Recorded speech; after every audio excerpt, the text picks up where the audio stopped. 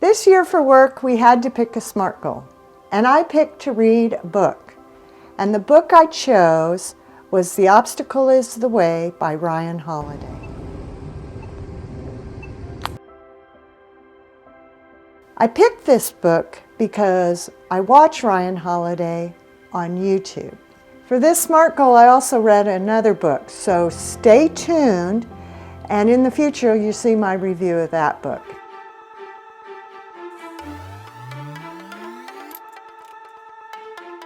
When I think of the word stoic, I think of somebody doing a really difficult task without complaining.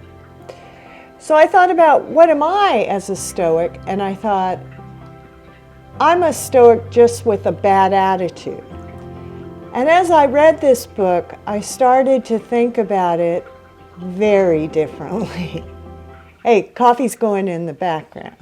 I thought about an issue at work that I don't handle very well, and it happens every year. And the scenario is this: we have a project that takes a very long time, many, many months to develop. And then it's handed off to me right before Christmas to implement. And I'm asked my input, and I say, hey, I really don't think it's a good idea to rush this in right before the holiday. But that gets dismissed. And it gets scheduled anyway. And that makes me mad, and I feel angry, and I really feel disrespected. And I know the same situation is going to happen this year. And as I read this book, I wanted tools to help me handle it better. I read Ryan Holiday's book twice. And believe me, it's pretty easy. It's short, it's a quick read. And the second time through, I highlighted it. And then when I got ready to make this video, I went back and looked at the highlights. Now get some coffee, we're going to head into my office, and we're going to dive deeper into the book.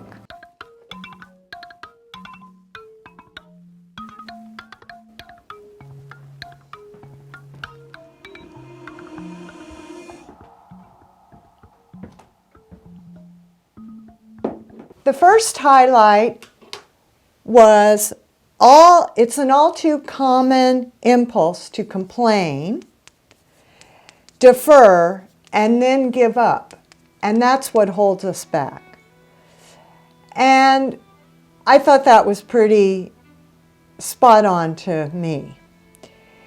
And then knowing that I'm going to experience this same work situation in 2023, and I know I'm going to get assigned the work, that kind of already helps me because I'm already resigned to something out of my control is going to happen, and I just want to handle it better this year. One thing that I'm aware of this year is I don't get to control the when. It happens. But I will get to control the how. When we have some insurmountable obstacle, we should try to be objective, control our emotions and keep an even keel, choose to see the good in the situation. That's going to be a tricky one for me. Steady our nerves. Okay, better have some coffee. Ignore what disturbs or limits others. Place things in perspective. Revert to the present moment and focus on what can be controlled. The next section I highlighted helped me confirm my new plan was on track for me.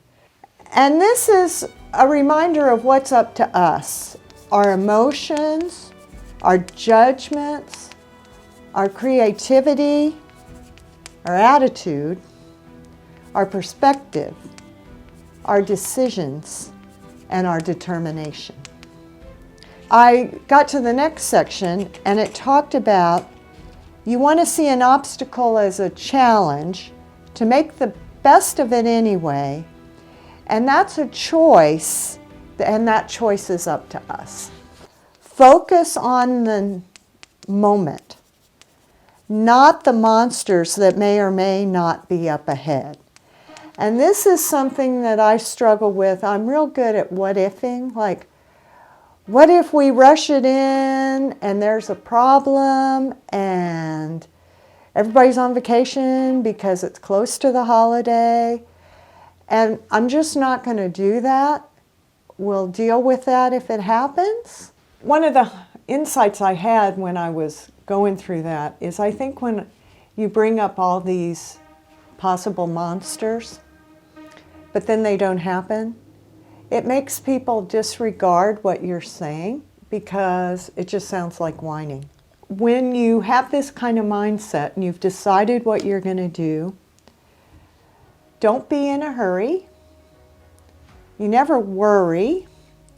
You're never desperate. And you're not going to stop short. And, you know, I always get these projects completed. And so there's no need to feel any of those emotions. And the next section was, if something feels like a burden, we only have to remember 3 things. Try hard, be honest, and help others and ourselves. And I think a new attitude for this project is the way to go. And when the cause of the problem is outside of us, we're better for just accepting it and moving on. And the Stoics call this the art of acquiescence. And so that's what I'm going to do this year. I'm going to practice the art of acquiescence. The very last part that I highlighted was see clearly, act correctly, and endure and accept the world as it is, rather than trying to change it. And these just felt like pep talks to me.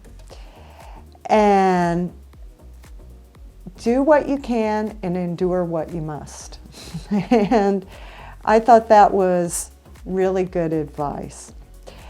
So once again, in this book, The Obstacle is the Way, my plan is to accept the work and get it done with a good attitude.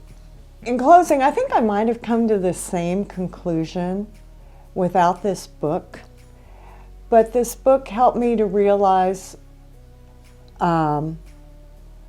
this was the right tack, and it was a helpful tool in formulating my plan. The final part of the book is, what blocked the path is now the path.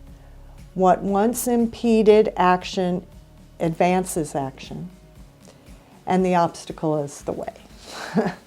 So now the fun fact of the book was that they mentioned Costco, and they said that Costco was started in the recession of the late 1970s, probably the worst time to create a company. But they did it anyway, and it was successful. So that's the fun fact in the book. If you need an easy read, you want a different way to look at things, you want to read about Stoicism, I recommend this book, and that was my development goal. Hey, stay tuned, because I'll do a recap after the project in probably December or January, and let you know how I did. And also stay tuned, because I got to review my second book, which is kind of a hoot. Show me love. See you later. Make it change. Time is up. We can wait for better days, but the days won't come. Show me light. Show me love. Show me light. Show me love.